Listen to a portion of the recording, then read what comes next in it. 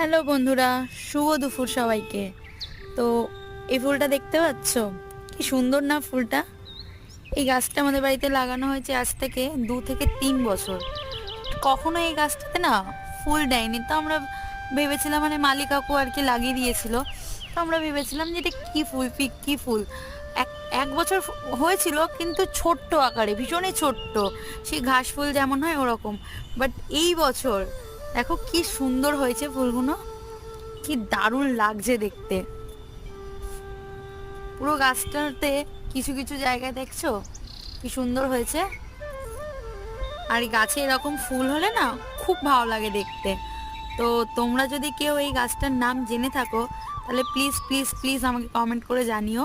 ও হ্যাঁ, আর একটা জিনিস তোমাদেরকে দেখায়, আমাদের গাছে কি সুন্দর ডালিম হয়েছে।